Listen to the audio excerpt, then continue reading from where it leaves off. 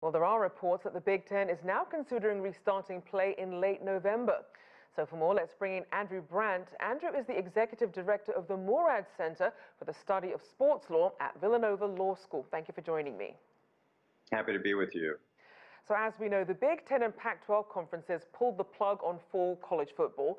Meanwhile, the Power 5 conferences, the SEC, ACC and Big 12, they're forging ahead despite the pandemic. What are the potential economic consequences of each of these approaches? Well, you mentioned it. There's Power 5 conferences, and two of them have shut down football, at least for the moment. The Big 10 and the Pac-12, while the other three continue to act as if they're going to play. Everything is fluid, as you know. But in the Big Ten, you're talking about towns, as was talked about with South Bend there, like State College, Pennsylvania, like Columbus, Ohio, where football weekends alone are $15 to $20 million on the local economy, $100 million revenue sources for the university. They're the storefronts for the university. They bring in donors, they bring in admissions, they bring in all the attention to the university. And they cover revenues for the non-revenue sports as well and other academic pursuits for the organizations. So these are massive hits. To shut down big-time college football is an untold amount of losses for these universities, which is why it's such a surprise that these two conferences did do that, even with the pandemic. And we did see President Trump deciding to weigh in on Twitter Friday and politicize the issue, demanding that all football should come back. So how do those economic losses from halting college football compare to the potential legal and economic risks they could be facing from the backlash? Yeah, I think this is why the Big Ten shut down. There were reports of some serious issues with some of the players on the teams, and they haven't even started the season yet. We heard about some heart-related conditions, and we don't know the full effects of COVID, but on thicker people, on larger people, it tends to have more negative outcomes. And I think that was a serious concern. And I think the medical advisors and frankly, the legal advisors were front and center with especially this Big Ten decision.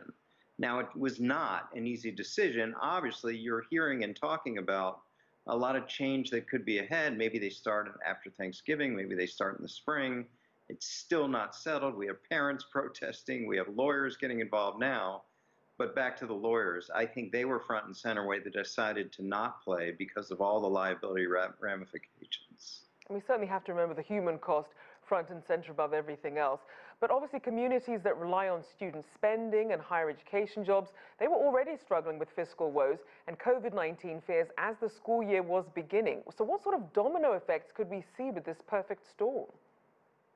Yeah, I mean, listen, when you talk about student athletes, and that's what these people are that we're talking about, college football players, you're trying to really sort of wrestle with that concept. We have universities right now that are keeping their athletes on campus because they want to play, yet the students are not on campus. And then you're bumping up against this whole idea of amateurism, and they're not pros. We're really dealing with non-employees. We're dealing with students.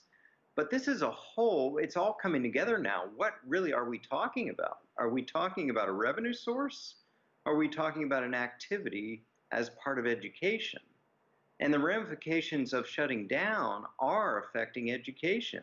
There are less opportunities, there's less sources. They're cutting other sports besides football. They're cutting other programs at these universities.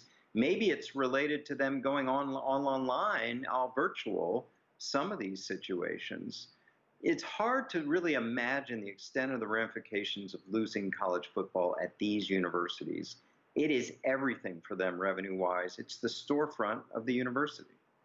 And even as you look at the surrounding areas, some of these communities, what are some of the other sectors that are really hurting the most in these college towns? Well, obviously, game weekends are completely surrounded. You can't get hotels, you can't get food, you can't get restaurant reservations when there are game weekends in these towns. I was in Green Bay, Wisconsin. I ran the Green Bay Packers, a professional city, but very much like these college towns. And it all revolves around that. People set their watches by those weekends. So if you're not having that, then it becomes, well, you're a Midwestern town that's already experiencing some economic loss in recent years, especially with COVID, and there's nothing to sort of pull them out of that, at least for 8, 10 weekends a year. I just feel for these towns right now, even knowing the ramifications of COVID. And just very quickly, have about 20 seconds. Just quickly talk about the loss of income from international students and events, especially given that the majority of universities are going online. Yeah, I mean, a lot of international students were planning or maybe even came to these universities before they made the decision to go all virtual. I'm seeing that around the country right now. And again, part of the decision to go all virtual may be a revenue decision, and you can trace it at some schools perhaps back to the loss of the revenues from college football. So it all is related.